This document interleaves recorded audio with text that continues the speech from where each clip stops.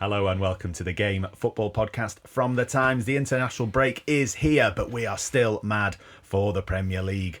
On today's show, we'll be debating whether this season will be one of shocks and unpredictability, or whether the established order will return soon. We'll be discussing the brilliance of managers like Andoni Iraola and Oliver Glasner, and also hear from Sir Jim Ratcliffe, who has spoken on a New Times podcast and backed Ruben Amorim to stay at Manchester United for his full 3-year contract.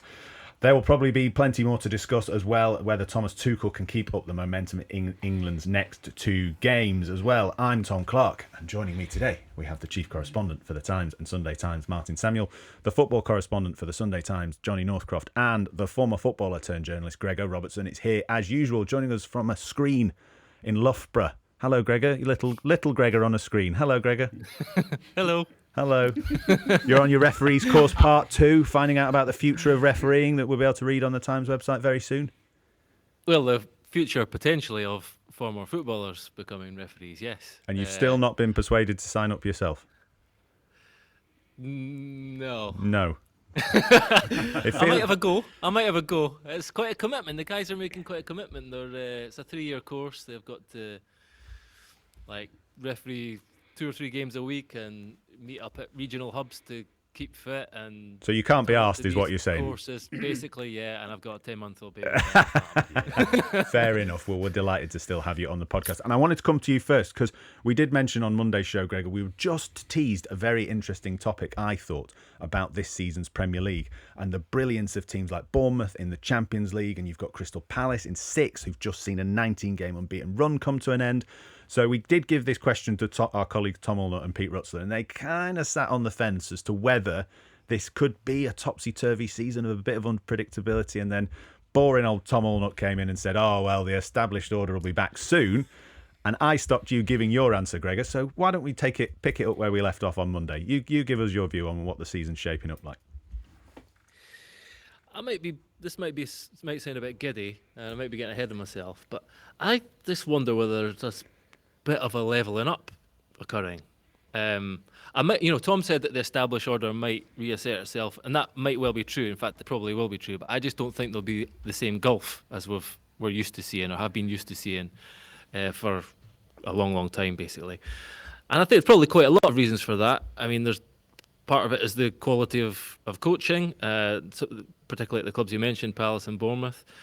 Part of it's about the financial might of the Premier League. I've had so many conversations in recent months with people at football clubs, just astonished by how much richer they are than everyone else. And sometimes that kind of manifests itself in. I spoke to one executive who was just sort of dumbfounded by the prices being quoted for players in the summer by clubs maybe in France or Germany or whatnot, and they have to pay it because they can. So Premier League is hoovering up the best players in the rest of Europe. Some of the smaller Premier League clubs, and that I think sort of over a period of time the concentration of the best players in Europe in the Premier League will naturally make a bit of a levelling up occur. I think maybe there's something to do with the stylistic shift we've seen this season as well. Like a lot of teams are maybe sort of realising that there's a way of playing effective football that can combat teams that have tried to kind of play Pep Guardiola style football. Yeah. Like we're seeing, the things we've spoken about, long throw-ins, more direct play, more set plays. That I think could have an effect as well. And then ultimately, there's flaws in all of the big 6 teams. Like we thought, there are flaws in Liverpool. Huge flaws still at Manchester United. There's still flaws everywhere you look. Arsenal are the one team you would say don't really have a glaring flaw. It's just whether they're going to kind of be adventurous enough. Yeah. And perhaps in the big games against fellow big 6 teams in particular. So I think there's a lot going on.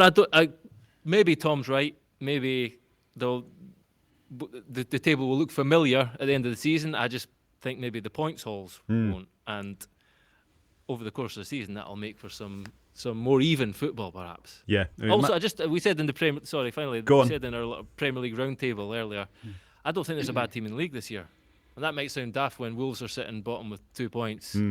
I think they'll improve. I think West Ham will under Nuno, and the promoted trio, in contrast to the last couple of seasons, all look pretty good. Even Burnley, although because they've had a difficult start, they look really competitive. So I don't think there's a really bad team in the league. I tell you what's different this season as well, chaps. Gregor Robertson with the hot takes. He's used to sitting on the fence, never gives an opinion, never gives a prediction. Both things can be true. The Robertson hot take is here. There's no bad team in the league. What do we think? Is it nonsense though? No, I think. What do we think? I mean, there's some interesting ways of phrasing it there that Gregor's used. Leveling up, no bad team in the league. What do we think, Johnny? What do you think? Yeah, I think all of that. I'm now feeling under pressure to give you a hot take now. No, you don't have to. That's the perfect. He's taken on the new role. Good. It's fine. I'll try and give you some warm ones. We can all sit on the fence. It's all right. Right. Well, no, look, lot of sense there from Gregor. And it depends what we mean about it being, like last season. I think we're saying last season was amazing because we had the kind of middle teams, if you want to call them that, challenging the big ones. In the end, the top four were big teams, and I think the best we had was sort of Forest just outside it. Yep. But it was a great season because those teams could beat anyone, and often. And of course, you had Palace winning the cups and Newcastle winning the cups, and as Martin always says, a good line from him. Things we've not seen before. Yeah. So I think we can see that again. We all sat here in the summer saying, "Oh, look at the transfers! All the good players are being plucked from those teams. This is I think I said it. These are the big ones asserting their power again." Well, we've seen that happen, and they haven't gone away. We've seen them regenerate. And Bournemouth being a great example of that. Lost 3 of their back 4, and they've signed all these players. Truefair looks all of a sudden better than Kirkes. I think what's dawning on us is that what we've admired Brighton for over the years, and seen Brighton as an outlier, we've seen Brighton as that team that they're so clever that they can defy gravity. They can defy losing the manager. They can defy losing the best players because their recruitment is, bang, bang, bang. We're seeing other teams joining that now. We're seeing Bournemouth being able to do that. Yep. Brentford's interesting to me because they're the ones that have removed or had their coach removed, a brilliant coach. Yeah. And they've appointed from within, and you questioned it, and now, having seen Bournemouth a couple of times in the last 3 or 4 weeks. Brentford. Yeah. Brentford, you think, my God, the DNA's still there. The identity's still very much there. They're not going away. So maybe this is the future. Maybe we are now seeing teams that are so clever, not just Brighton, but 3 or 4 of them. I take the point that if Glasner left Palace, if Iraola left Bournemouth, they would have huge issues because those are literally two of the best coaches in the world. But look at what's happened at Brentford. And look at how clever those clubs are with their recruitment. I wouldn't be banking on them just falling away. I'd actually say it's more likely that they would come again. Yeah, listeners, Martin Samuel, a man of great experience within the game, has got a smirk on his face. No, I haven't got a smirk on my face. It's only that we have trod this path before. Yes. Jose Mourinho, I think, in his second spell at Chelsea, said that what are we talking there, 2014? 14, 15. Yeah, 14, 15. So that's 10 years ago. So he said then that if you looked at Crystal Palace, I'm trying to think he was talking about, was it Kabay?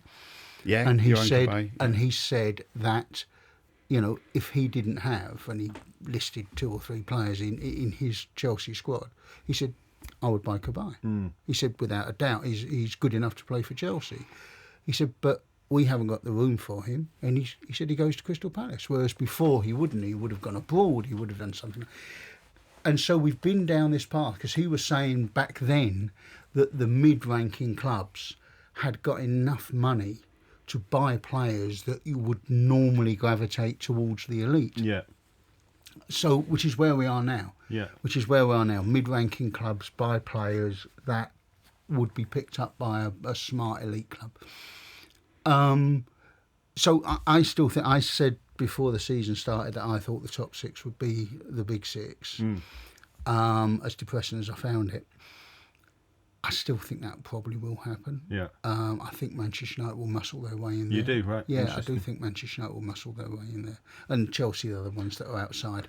But do I want Bournemouth and Crystal Palace to say the distance? Absolutely I do. And I think there's other ways that they can be successful, even if they're not in the top 6. I mean, Glasgow could win Palace's first European trophy in their first European season. That doesn't get done very often. No. I think there's an interesting point that I want to come back to from Gregor saying about there's no bad teams in the league, because I think that's slightly where, when I was thinking about Monday's show, it was the Everton's match with Crystal Palace that I was particularly looking at, with Palace in the lead and Everton coming back. You've got this Palace team that had beaten Liverpool, very close games, very fine margins, 2-1 games, but you then got Manchester United who've beaten Sunderland at home, but Sunderland who've been brilliant in other games and have beaten their teams at home. I wonder whether it's maybe more Gregor's point that there isn't really a bad team. There isn't, so far, there doesn't look like a team that's just going to plummet and fall away. No. Never mind 3 teams, which is what we had last 2 seasons. No. What about that as an idea? Yeah, I think a couple of things. I think the Premier League's becoming almost a specialised project where you need specialised players, a certain level of athleticism, for example, that you don't need in other leagues. And the promoted clubs have caught onto that. They've they're clubs with experience, Burnley and Leeds in particular, of going up and coming back down. So they've recruited and modelled their teams really well to play this athletic game and compete. The margins of games now in which they're won and lost are getting smaller because it's so fast, it's so athletic. As at the Chelsea-Liverpool game on Saturday, I mean, the first 20 minutes were bewildering. To try and first 20 minutes of a match report, that's your time that you can watch the game, look at what are the patterns, who's doing what. I couldn't see anything. All I could see was men running about really fast, and what I'm trying to say is, like, the games now are such a high-paced athletic contest that they can be decided by these set pieces, by these really small margins. So that's another thing that's enabling the everyone to compete. But it's smartness, isn't it? You've got some dumb.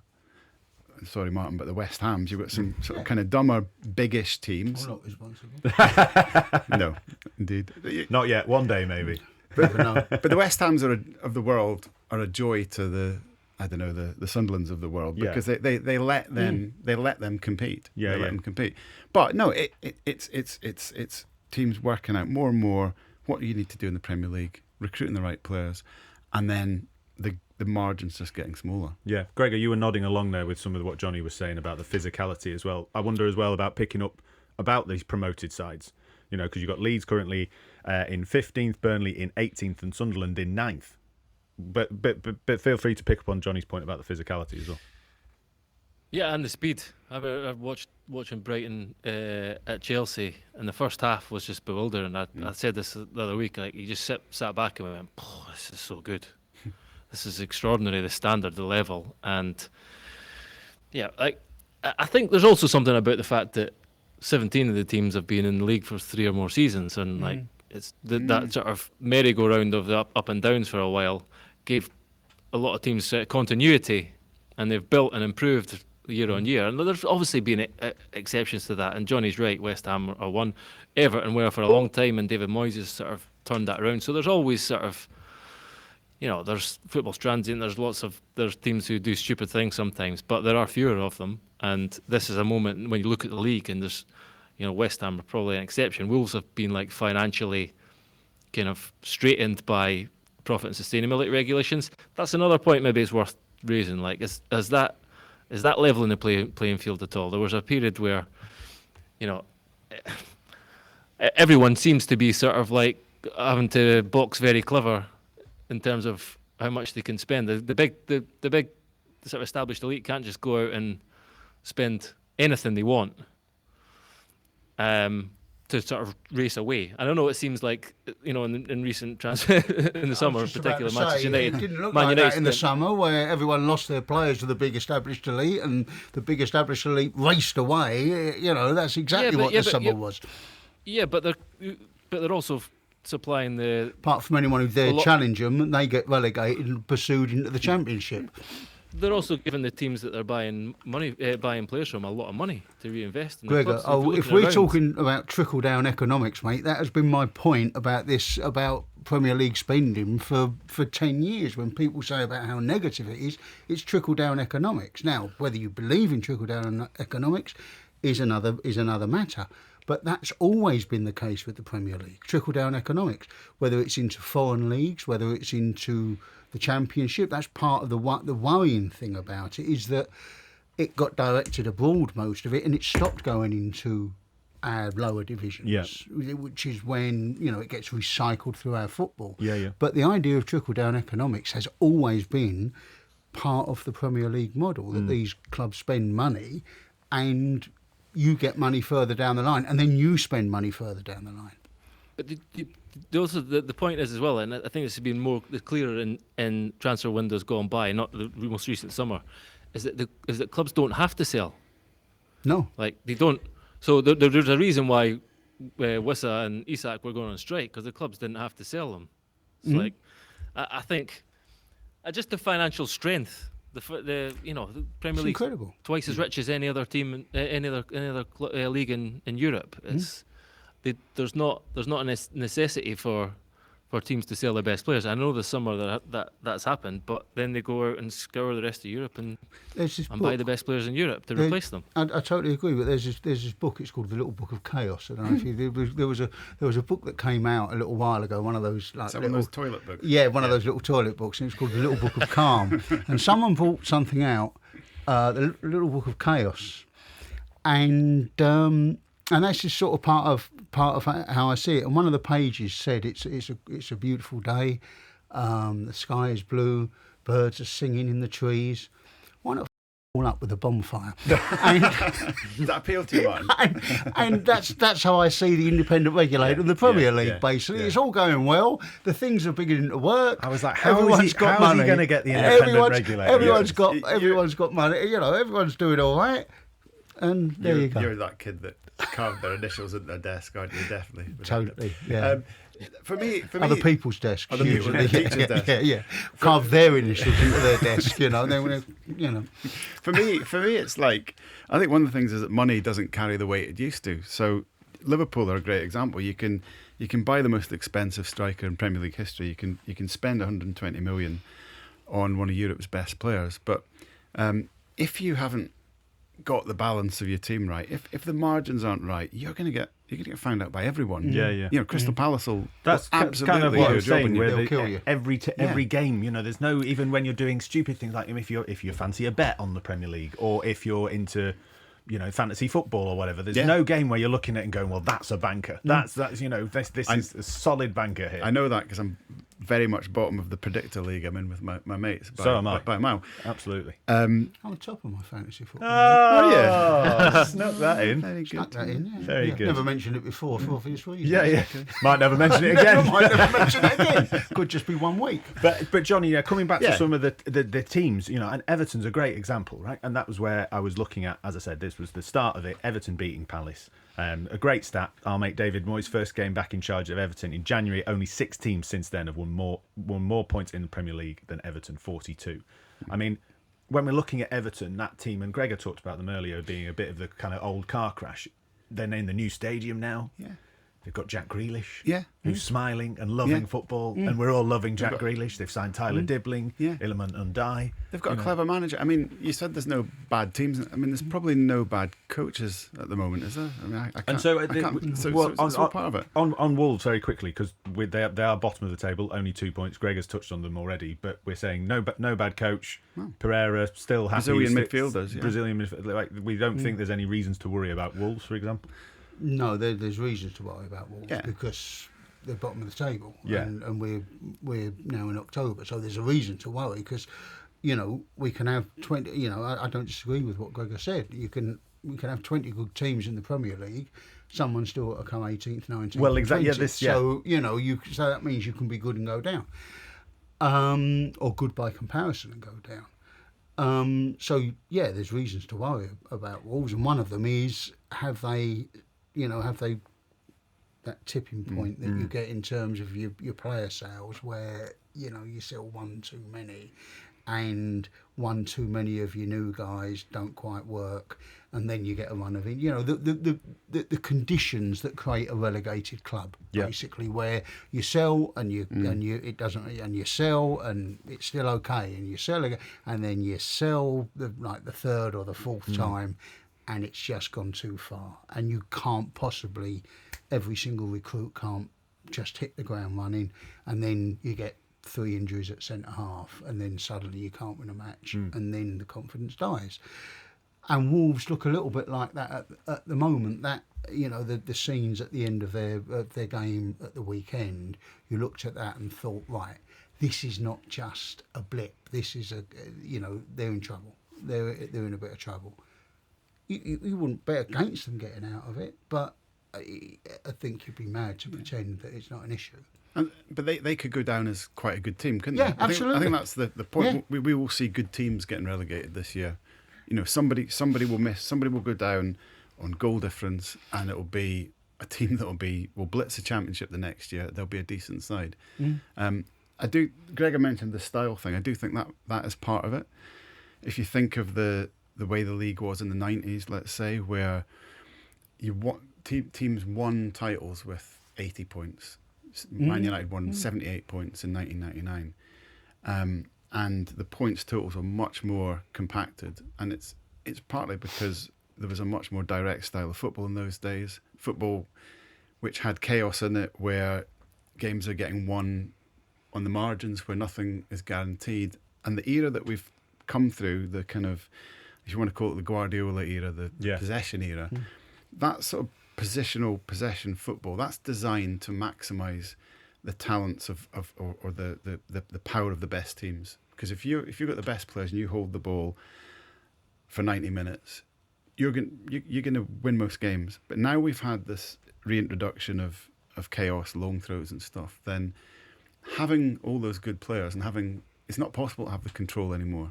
It doesn't guarantee you what it used to. It's allowing teams, I think, to challenge the order as well from a style point of view. Yeah, I think the style, and that leads us on to talk about some teams that I just wanted to wrap this up. I'm going to mention who our favourite kind of players and signings are so far this season, just to finish this section. But before we get there, as I keep referring to Everton, Palace, Bournemouth, Martin, you've said that you think the kind of big six will kind of muscle in. Manchester United will show their might in the end.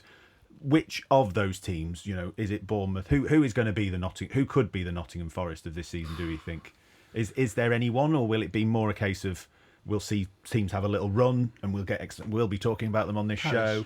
You'd say Palace. Yeah, Palace could, because the one they've had coming into this, even though they had Eze in that team for a lot of the time, but Palace's run is genuine. I mean, you look at the teams that they've played. In that run, they play Liverpool 3 times. They don't lose a game. Yeah. They play Chelsea. They play good teams. So Palace, I would say. Johnny, Bournemouth. Do you think the Bournemouth thing is a momentum, early season momentum? Can they keep it going? I think they could be top 10. I agree with Palace. I think they're the most convincing of them. But I'm going to put my old David Moyes hat on.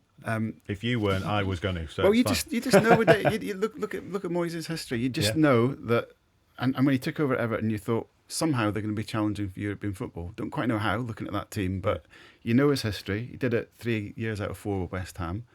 He'll do it with Everton. He might not get there, but they will be on the edges, I reckon, this season. And I keep banging on about Jack Grealish, but it's Jack Grealish at Everton is just Iliman and Dye is good as well. He is. We've been saying that for a while. Gregor, just finishing for you. The teams that you think could do a Forest this season? It looks like Palace. It really does. I mean, just so smartly coached, and although it's like that kind of classic thing where everyone knows how they play, but it's still impossible to combat. And when they get their 10s in those little pockets of space, and everyone's just bombing forward like Mighty Duck style, it's pretty hard to stop. So they look like the side most likely this season, yeah. Yeah, and then so to wrap up this section, favourite signings, players that you've seen out and about. You talked about going to games, new players that you've seen coming in from other leagues. Obviously, we keep talking about Jack Grealish, but we all know Jack Grealish and we knew him before. Zubimendi's blown me away. I mean, that's one of the best players in the world, sitting right there. He can do everything. He is more than the player I thought he was. Estevao is incredibly exciting, and maybe Michael Chiodi's had the biggest impact in the league in some ways. what a sight he is. Yeah, I mean, I absolutely love Robin Roofs at Sunderland. I think he looks like a real player. Mosquera at Arsenal as well. It's got to be one of the signings of the summer by value. Martin, any players that you've spotted? Esteval, certainly. But I thought that, looking at him in the Club World Cup, and then when he came over, he was one of those guys that you think, I do hope they start him. I do hope they're not, this is not some project where they've got him. So I've not seen him, but you think he could be like real deal, not like, Chelsea have had so many wide forwards. He's been very unlucky because they keep getting players sent off, and then, you go, all right, get the Will of the Wisp sort of Brazilian kid off. Yeah. And, then you saw him do that last week. He's raw. He's a teenager still. But he looks a lovely player to me. Yeah. Excellent. Gregor, any from you? Any shouts from you? You mentioned Trufer. I really like the 23. Robertson picks left back shocker. Who saw that coming? I think he cost like less than 15 million. When as you say, he sold Kerkez for 40 odds. Signed him. I think he played in the French team for like the Olympics squad. So he's obviously on the radar. That looks like a great piece of business. Tijani Reinders as well. It's been just felt like the perfect fit for not only the sort of new look Manchester City, but just the Premier League as well. He's so dynamic, great ball carrier, creative as well, around the box, and a goal threat. So he's been really impressive so far. The big fellow at Newcastle. I was going to say Baltimore. We mentioned him on Monday, and Martin Hardy's written a brilliant piece about him, about his love of fashion. I don't know if you've read it. He's talking about kitting up his house in Newcastle. One of his mates has moved over to live with him to keep him company. He just sounds like a top bloke. I honestly think he's a real dude. Yeah. He also just doesn't look like a modern footballer either. No, he's like Peter Crouch plus Dimitar Berbatov. I love it. In one mix. Yeah. With the moustache of... and you've got to love how much he's ticking off Bayern Munich as well. Even though they've got Harry Kane, they're still chipping away at Newcastle. They've paid so much money. In the meantime, the guy's just scoring goals for fun. Yeah. And you're thinking, this is great. It's really annoying them now. And it is I mentioned this on Monday, but it is a good narrative for Newcastle fans. It's so much, and quite rightly so. We criticised their business in the summer, not getting the players through the door, not getting players signed. And they get a guy that no one's ever heard of, and he's scoring goals. And Isak has gone to Liverpool, and they've gone completely down the tubes ever since he's joined. I mean, it's like almost Isak walks through the door and it goes crash like this. So if you're a Newcastle fan at the moment, you're in hog heaven. Basically, you must be enjoying yourself. Well, listeners, if you've got any players you want to mention or think that we've missed any out, or if you want to have your say on any of the things we've just discussed in the first half of the show, do get in touch with me, tom.clark@thetimes.co.uk. We're going to take a little break. Gregor, you're going to stick around for the quiz question, or you're going to run off to put on your referee's kit? I'll stick around. I need my place in the league table. You do need your place in the league table. Anyway, this quiz question comes, gentlemen, from the Opta quiz, which I took part in last night with the Times team. Bill, Edgar, myself, Hamza, and young Willis from the desk. We finished 6th out of 20. Okay.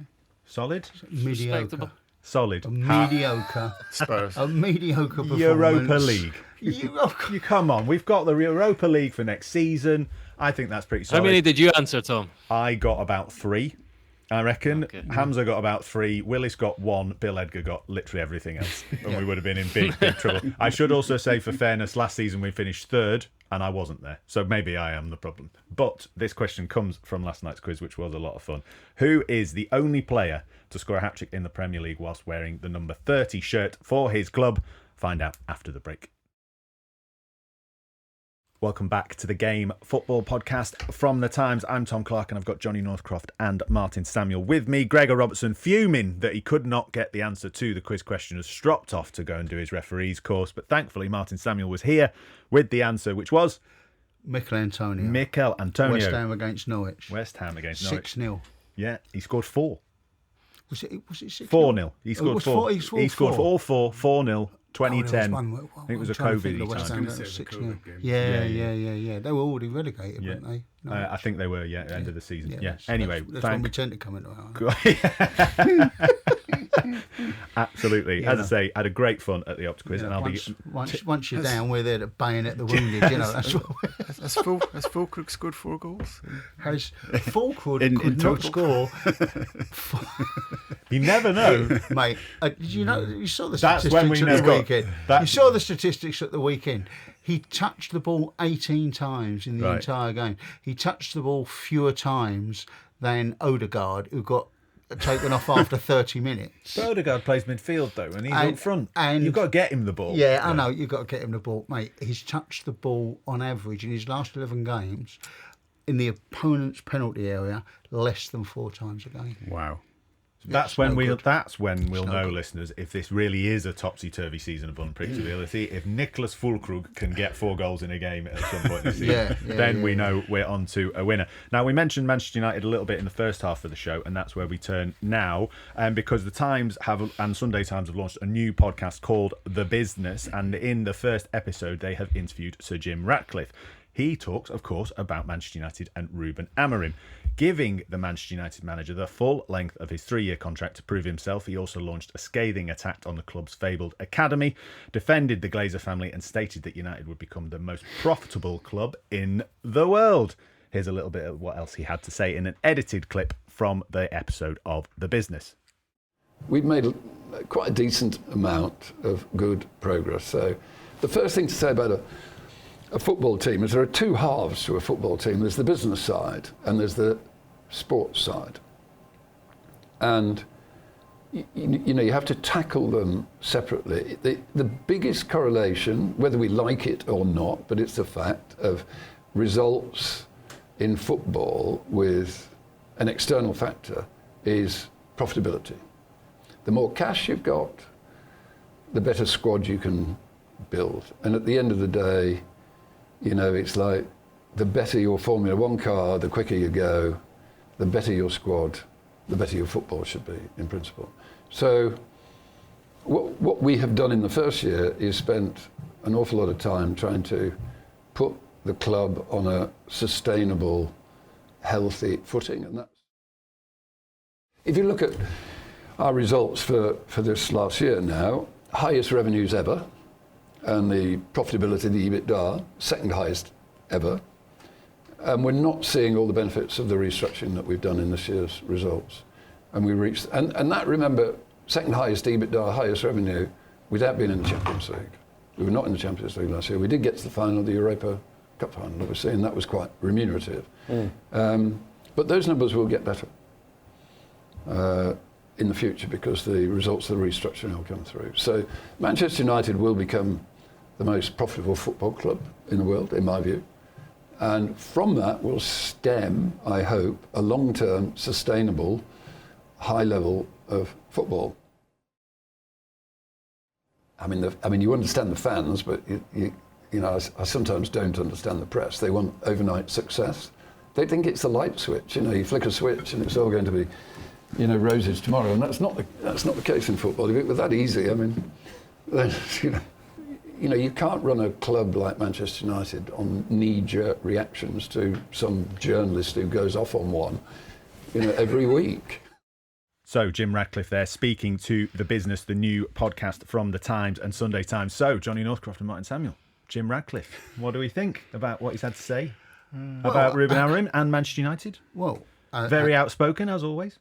I think that if you're going to go forward, you couldn't continue down this path where every single time Manchester United lose a game, there is then a 7-day inquest on whether the manager gets a bullet or not. Yeah. Amorim looks just fed up beyond all possible belief on the touchline. So by Ratcliffe saying, right, he's got 3 years. You've got to remember he's already done a year. And the 3 years doesn't mean until November. It's just under 3 years, really. He's got this season, what it sounds like, this season and next season. And if it's not turning around by then, they'll have to look somewhere else. And that seems reasonable to me. That seems, if you're going to back a guy, it stops the players sort of, if there was a player thinking, I'll wait him out, well, then that's a bit of a disappointment because he's going to be around, which the case for Manchester United for quite a while, and it ends a lot of the uncertainty. As long as you believe it, ends a lot of the uncertainty. So in that respect, it's a good thing. I would imagine, having interviewed Jim Ratcliffe, that off the record he would be even more interesting about certain aspects of Manchester United, because that's him. He's very open about things. Yeah, but on that topic you said, and he is very, he gives great quotes. Let's be honest. For our gig, he gives great quotes. He's great on this podcast. He's great in your interview, Martin. But this is more than just. If this feels to me more than like an owner just giving the kind of trotted out. Oh, we give him his full backing. There's a bit more depth to it here, isn't there, Johnny? What do you think? I was inclined to let Martin sort of give you the context before I kind of do we think there's a proper genuine depth there, Martin, to what I'm saying, rather than the standard owners thing? Certain elements of it didn't surprise me. He said exactly the same thing about the Glazers when I interviewed him. Yeah. He likes the Glazers, and he thinks that they let him get on with it. Now whether him getting on with it is a good idea or not. They let him get on with it. So I wasn't surprised that he was supportive about the Glazers. I wasn't surprised that he was critical of the regime, like the academy. So that's the regime that he inherits. Yeah. At the same time as that, they've done something at the training ground recently where the academy's ended up in a porter cabin. Because they've moved it around, and there's two ways of looking at that. There's one way: how could you possibly treat the academy like this? How could you put them in inferior facilities? Against that, you can say, well, that's what the old youth teams and reserve teams used to be against. Used to be about. They were all out painting the stand in the summer and stuff. Like Lampard used to look across at the Chelsea academy at Cobham and shake his head and, have you been in there? They've got games, they've got pool tables and stuff. We used to be out cleaning bird's mess off the roof or whatever in June. That's how you treat the academy players. You give them something to aspire to. So it's Manchester United, and everyone has got an opinion on every aspect of that club. There is no other club like it. And I think that's what Amorim thought. He was at a big club in Sporting Lisbon. And then you come to Manchester United and it's like, oh wow, this is off the dial big. This is just off the dial big. Everything we do is scrutinised. Look, that's undoubtedly true, and I think one thing Jim Ratcliffe understands is the fevered nature of the debate around Manchester United, and he's right to talk about that in a way. Although there's benefits that come with being the club that interests everybody like that, because you make money from it. I just think the devil's in the detail. Yes. So he's talking, and it's a really fascinating interview. But he's talking about a few things. First of all, he said that the way to get Manchester United back at the top is the cost cutting and then growing the profit margin. We're going to be the most profitable club in the world. Have the open top bus parade now, great. And that's going to bring us success. We'll be the most profitable. We'll spend more money. That'll bring success. Spending money hasn't been Manchester United's problem since Fergie. They've spent a lot of money. Making more profit isn't the problem. Having somebody that knows how to make profit in charge. They had Ed Woodward. That is not the problem with Manchester United. Obviously, it's desirable for business. I don't see that as a fix. Ruben Amorim, it's great to want to back your manager. And Man United have got the ultimate example of Ferguson. The principle's great, but it's a detail. We're talking about 50 games into a Ruben Amorim reign, which has been, dismal to the point that beating Sunderland narrowly evokes this upsurge of sudden optimism because it's better than the drivel that people had seen before. He says in the interview, look at Mikel Arteta. He found it really difficult to start with. Blah, blah, blah. He was back. So I did a bit of homework here. Right, 50 games in, Arteta had won the FA Cup. He'd won the Community Shield. He was in the quarterfinals of the League Cup. He'd improved the league position. He'd taken a guy called Bukayo Saka, who was a young left back, and he put him in an attacking position and started developing him. He'd got a new team around youth, around the Sakas, around the Nketiahs. He'd used 7 different formations, trying to find what the right team was. The results maybe weren't universally brilliant, but there was a manager there at work that I think Arsenal fans could see.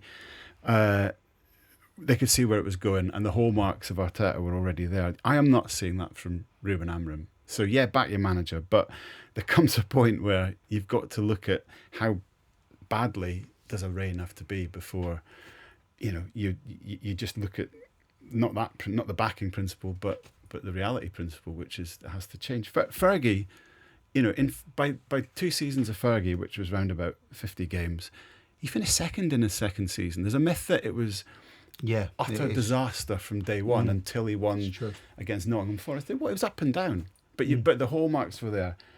He signed a young Ryan Giggs in his first week as a youth player. He'd signed Steve Bruce, Mark Hughes, Brian McClare in his first year. So what I'm trying to say is that back a manager, but there has to be evidence that things are going in the right direction. Do you not think that on the signings point, do you not think signings Bomo, Cunha, I think they're good signings. Sesko, even I'm not saying he's the world best goalkeeper, but Sana Lemon's keeping a clean sheet, catching crosses all of a sudden. Yeah. That's a positive. They are positive. No, they are, and I believe that there are underlying stats. Final third entries, touches in the box, blah blah blah. Expected this that show the team's improving. So fine. Maybe there is a case at this point, having made the summer investment, if those stats are there, to give it a little bit longer. But the idea that you get 3 years of what we've seen so far from Amorim, and it's not an attack on Amorim. He's as Martin's said, he's floundering in a really difficult environment. It's maybe not his fault and his creation, but he's not reacting, in my mind, well to that. I just think that it might help if, that just gives them a little bit of space. That just gives them a little bit of breathing as in space. What Ratcliffe said. Yeah, right. This is a team that can't win 2 games on the turn. I mean, that is the most astonishing statistic. Yeah. That the last time they won more than 1 league game at a time is the last 2 games of 23-24 and the first game of 24-25. It was a 3-game winning run in the league, and since then they have never won more than 1 game without the next one either being a draw or defeat. Well, that is quite incredible for a club of Manchester United stature, because in that time, how many times have they played 2 home games in succession? I mean, it's remarkable. So something needs to happen so that there is not this permanent inquest. And I absolutely take what John is saying about Amorim, because I've thought it, and when you're talking, it's laughable when you're talking about the different formations that Arteta tried, and it's sort of the argument, well, we've tried nothing. What more can we do? And so 3-4-3, and that's it. But at the same time, there had to be something there where you just said, right, it cannot be that we lose on the Saturday and then the next 7 days is the manager going to be sacked? Yeah. And so this is an attempt, it would seem to me, to go, right, you can't wait him out. This is our manager. Now, if at the end of the season there's 16, what was they, 15th or 16th? 16th? Yeah, last season. Yeah, 17th, 15th. No, Spurs were 17th, 16th, they were 16th then. If they're 16th at the end of this 15th, season, maybe. or 15th, but if they're in the same position at the end of this season, I think Jim Ratcliffe would then go, I know I said 3 years, but what I actually meant was you're fired. On that point about finishing the season, I'm just you made a very interesting assertion in the first half of the show about, I think Manchester United will muscle their way in there. I think they will. Do you do that on the basis of them being Manchester United and them having good players, or i.e., I'm kind of teasing the idea that you're doing it because you think they might not have Ruben Amorim, or do you think that with Ruben, I think with what they've got, they can get in the top 6. They can get in the top 6. Because in the end, Crystal Palace have got a European campaign. It's going to, they've played their first match of it. Come back when you've played 8 or 10 or whatever. And Bournemouth, the greatest will in the world. I mean, and they've got players like Semenyo, who I think is absolutely fantastic. Yes. But you just think it's going to be very hard in the way it was for Nottingham Forest last season. That in the end, we watched them, and they're going to do it. They're going to do it. And in the end, they came 7th. They didn't. It wasn't like. And we saw that with Leicester a few years before, didn't we? Yeah, so hard. It's so hard to sustain. And then you think, well, who's best placed to take advantage? And I think, possibly Manchester United and Chelsea. But then Newcastle are becoming stronger again now and everything. But but they've also got a European campaign and a few injuries and all of this.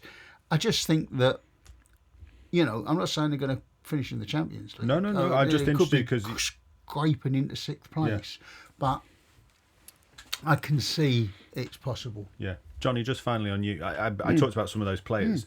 Are there bright sparks on the pitch in individual playing sense? Like, I think, for example, Matthias de Ligt is starting to look like a bit of a leader at the back for United. Yeah. And, I joke about Lamans playing Mason one Mount's game. Mason Mount suddenly, everyone's like, oh, I get it now. I get Mason Mount. I get why Amorim loved him. I get why Southgate loves him. Are there little green shoots of individual moments for United? Of course there is. And I know I've had a rant about Amorim, but it was very considered thought. Oh, thank you.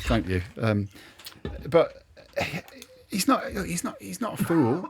We know he's a good coach. It just hasn't been working for him. But we are seeing there are bits where he's made his impact. Mason Mount and De Ligt in particular, Ahmad in particular. Although now he's starting to toggle between positions in a way that I wonder if it'll help him. And Mbeumo's really starting to come into his own. He is a good player, and Lamans looks like a good signing. So it's not all hopeless. I just think if you want to be a really serious top club, there has to be a benchmark. There has to be a minimum requirement for everyone's performance. You have to hold the team to account, and that's where I think United need to be with this. Well, that's what he said last week, wasn't it? That in that sort of Debbie Downer type speech That gave Amorim, where they've just won or whatever, and he comes out and. Well, you've got to do it every week, and you're like, we've got to do it against Sunderland next. Absolutely. And but that was the point he was making, wasn't it? Basically, it's okay doing it at Sunderland at home, but where were you at Grimsby and where were you here and where were you there, basically? Which is worth pointing out. Well, Ruben Amorim might have been on a downer, but Jim Ratcliffe has got lots of positive things to say about Manchester United. You can listen to the full episode of The Business Podcast, the new podcast from The Times and Sunday Times. Find it wherever you get your podcasts. Now, chaps, let's wrap up with a bit of a chat about England. Of course, they're playing tonight against Wales in a friendly at Wembley before a World Cup qualifier against Latvia next Tuesday. Johnny, you'll be at both of those games. As I say, let's not get too much into what's going to happen against Wales, because there's every chance people will be listening to this on Friday morning after the results happened. But you spoke to Tuchel yesterday, coming out with chat about England wanting to be the underdogs. We've got some of the best players in the world, Tommy. What's going on? I think there was a slight kind of nuance issue or language issue there, to be honest. There's a lot of nuance with what Thomas. There is a lot of. There is. Whenever you look at it and go, well, that's cobblers. Someone goes, yes, it's nuance. It's nuanced and it's this. So you're thinking, no, it's cobblers. It's just cobblers. No, that's true. You've got a cocktail of a guy that's very eloquent who loves to talk but isn't talking in his first language. Absolutely. We're getting these things. When he said underdog mentality, what he was trying to talk about humility and trying to talk about, it's actually the more he goes into his reign, the more he starts to understand all the stuff Gareth Southgate understood. I think he's talking about that thing that Southgate engendered, which was throwing away the old, we are England, we've got the best players, we should be winning the World Cup, and if we don't, it's a disaster, and trying to look at it more from the perspective of humility. We haven't won, and to win we need to actually fight and not just assume that we've got the talent and that we're going to do it. and maybe in that way take some pressure off players by getting them to focus on performance and so on. That's what he was trying to talk about. But he spoke to us in the dressing room at Wembley, and he did end up with journalists going, "But you can't be the underdogs. You're England, and him going, but you've never won anything." So he said if you turn up at Wimbledon and you've never won Wimbledon, you can't be the favourite for Wimbledon. You might be one of the favourites, but you can't be the favourite. Then it descended into a discussion about bookmakers' odds, which he didn't quite understand because it's not as big a thing in Germany. But I'll make just one point why you can't be the underdogs. If you've nicked someone else's manager because you've got more money than everybody else, right? That's a good point. You're not behaving once again like done underdogs. We're England. There it is. Come and manage us because we haven't produced a coach worth a carrot, right? You can't then go, we're the underdogs. Oh, poor us. Because you've blown at your Man City. You've blown everyone out the water. It's win at all costs. That's what you've done. We're underdogs if Gareth Southgate's in charge. You've got Middlesbrough relegated. Right, yeah, we're underdogs. No gratuitous digs at Gareth Southgate, please. There's no gratuitous digs at Gareth Southgate whatsoever. But he was the best that we could possibly put in the job. He was our under-21 manager, and we gave him the chance. And we haven't won anything since 1966, and I'll go with that as well. And all of that, you go, we're the underdogs. We've got to have a bit of humility. It's not like we've got a Pep Guardiola in charge of us. We've got the best coach that we think we've got. Middlesbrough got relegated, under-21 manager, nice fella, looks good in a waistcoat. That's who we've got. And we're going in a little bit humble. Then you're the underdogs. We're not. We are sploshing money about like it's, party time in Vegas. And you can't then go, we are a heap. No, we're not. We are this giant, concern that really is arrogant enough to think we deserve to take one of the best coaches in Germany for ourselves to get us over the line. And it's not his fault. And I always, whenever I say things like this, everyone thinks I'm having a go at Tuchel. I'm not having a go at Tuchel. No. I'm having a go at the FA and our system. It is not his fault. This is nothing to do with Thomas Tuchel. It's not his fault he's taking the job. Not his fault he's in the job. Not his fault what he is seeing. But we can't pretend we're underdogs when we are taking one of Germany's best coaches. Quite a persuasive argument, Johnny. No. Listen, I do see the dissonance from an FA point of view because this was the appointment to win the World Cup. This was literally what they were saying. We've appointed this guy to win the World Cup. We've got players that are so good. We should be winning the World Cup. We've got to finals. We just need to get over the line. But we can't win the World Cup. So we've got to get this guy in so we can win the World Cup. And he's come in and said, what I'm going to do is I'm going to drop all those players. I want to come on to that. Well, he's making them underdogs, isn't he? Yeah. And now we're the underdogs. But I think it's Barrett. That last bit was facetious. There is a dissonance there. Joking. But as a coach, meaning it. As a coach of the team, he is right. He is right to try and realign the team's thinking around performance and around, not being able to assume that they're going to be brilliant just because of the names on the backs. So that's what a good coach does. As I say, that's what Gareth Southgate did, by the way. He did say that after the Serbia game, there's a change in how, people who come up to him when he's having a coffee behave. Where he said, before all the fans were saying to me, bring it home, Thomas. And now they're saying, just give us more performances like Belgrade. So, whether that's true or not, I mean, that's the way he's trying to look at things. That'd last for a couple of weeks, I think. A few more performances like that, then they'll want the trophy. What part of Germany's in when people are coming up and saying that? Martin, you touched on the topic of leaving out players. And of course, this squad prompted a lot more conversations that we'd had last time in the international break of, okay, right, we do quite well with no Jude Bellingham, no Phil Foden and no Cole Palmer. Turns out the best way to solve that problem is just not play any of them. Yeah. It's going to be interesting what we get, obviously, isn't it, Johnny, in terms of we've got friendly against Wales and then we've got a match against Latvia. There's probably going to be quite a lot of pressure on these players that are in this squad to show that the team is still what matters, the tactics are what matter, and that, yes, you can have good players, but it's just not a case of throwing them all in the same team. Yeah, the ideal thing is that these players rise to that challenge, play well in these games, and that principle of team first has been established. And then the ideal thing is that you're able to integrate people like Bellingham and Palmer, because they are so good that, and Tuchel did say it himself yesterday, the ideal is to have your best players on the pitch. I do think it's interesting, just very quickly, it made me think that you're not mentioning Phil Foden there, and I'm not suggesting anything by that, but I do think it's interesting how he started the season. Foden's the one. He's playing better than the others. Foden is the one that 20 years now, but like now, we're 20 years on from Paul Scholes retiring from international football, August 2004. And he's the one we now look back on. Even more Lampard, Gerrard, all of that, you look back and go, how did we waste Paul Scholes? How did we end up playing him on the outside left and telling him to stay there? That was the thing. It wasn't Haji, where Haji used to start and then come in. It was on the outside left. It was rigid, wasn't it? Hug the touchline. Yeah. Staying there. How did we end up with that? And you think Foden could end up being the same? I think in 20 years' time, you'll look back and go, how did we not identify that Foden was one of the best players this country has produced? And I'm not so... It's not build the team around it. I'm not saying you necessarily build the team around anybody. If you build the team around someone and he gets injured, that I do agree with Tuchel on. If you build a team around somebody and he gets injured, then you are stuffed. But how did we not look at it and go, right, how we play, we find room for this guy to pull the strings, because no one pulls strings like this guy.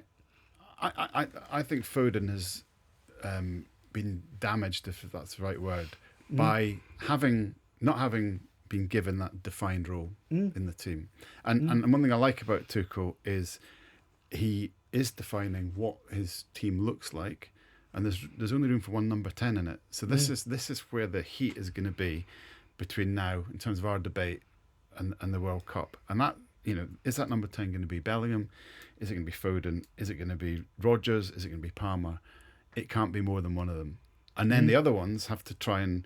Bellingham, he actually said yesterday, could be a 9 in certain games if Kane's not available. But he's also said he could possibly be deeper in the pitch. I'm not entirely convinced, just because that's not... I think he's got all the characteristics, but he's not doing that for Real Madrid. But I would hope, because I'm a big Foden fan, I'd hope that if Foden's playing the best out of all of them, he plays. But if it's Bellingham, it's Bellingham. If it's Palmer, it's Palmer. And that we understand that you just can't have all of them. Because I think what you do need is pace either side of Kane on the flanks. So putting any of them out in the wide positions. But as much as it's a difficult problem, it's actually quite clarifying and simplifying, isn't it? And that's what he's clarity. done. That's what he's done, isn't it? By that you just summed it up there, Johnny. Yeah. Listed 4 players, but it can only be one of them. So we can't sit around going, get them all in. Maybe we will do. Well, fast forward 6 months, listeners, and that's exactly what we'll be doing before the World Cup. Get them all in. Get them all in. Because if you've got the gun coach, that's one of the things you were trying to get the gun coach to do. Right. Southgate couldn't make this work, and so the presumption was he wasn't creative enough, he wasn't smart enough, he wasn't... I happen to disagree with that. But, that was the presumption. Now we get the gun coaching, he'll show you how you make this work. And he goes, Anthony Gordon. Anthony Gordon and Noni Madueke, that's how you do it. Yeah, exactly. But if Gareth Southgate had done that, everyone would have wanted him lynched. Yeah. If he'd have gone, well, I'll leave 3 of them out, and that's how we do it. Yeah. It's very, very difficult. I think Foden is the one that we will look back on and think, how did we manage to waste that? And it happens too often in English football. Yeah. Where we don't actually recognise who the good players. Very, very interesting. Lots of excellent talking points on today's episode of the Game Podcast. If you've got views on any of them, please do get in touch with me, tom.clark@thetimes.co.uk. We'll have to leave it there. Johnny Northcroft, Martin Samuel and Gregor Robertson, thank you very much for joining me. Thank you too for listening. As I say, we'll be back on Monday to talk about England. We'll see you then.